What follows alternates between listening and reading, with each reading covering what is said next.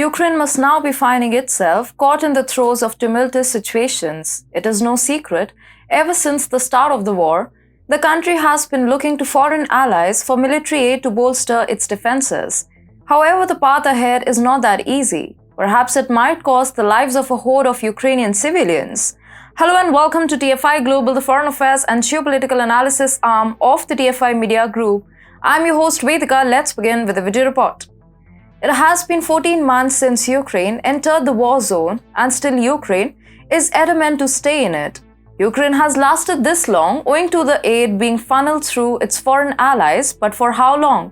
Countries aiding Ukraine have finally started to take their hands out of the war, because aiding the war-torn nation has become nothing but flogging a dead horse. Recently, South Korea has also passed similar statements. Seoul is debating whether to send military assistance to Kiev, but hasn't considered how Russia would respond, escalating tensions on the Korean peninsula.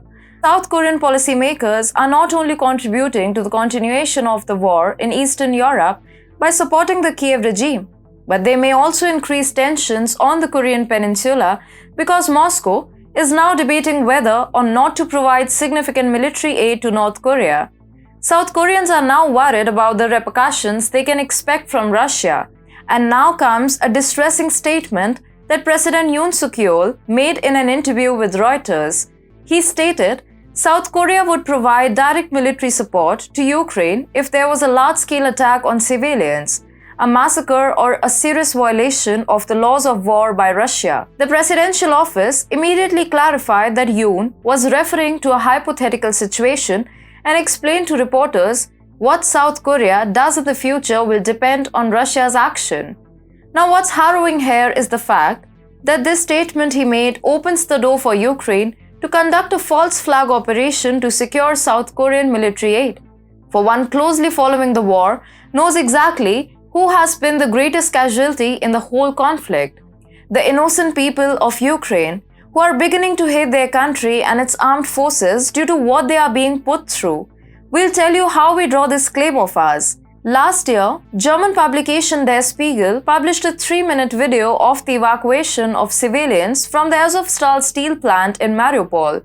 Natalia Usmanova, who was employed at the plant before the war started and had sought protection there with her children and her husband, exposed Ukraine's armed forces for using civilians trapped within the plant as human shields and for holding innocent people hostage. The Azovstal steel plant had a heavy concentration of Azov militants holed up in its premises spanning over 10 square kilometers.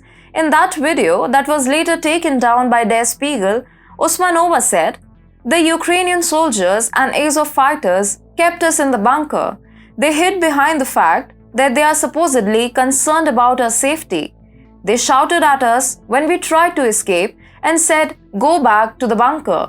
Ukraine then tried to suppress such information from being widely consumed by people around the world.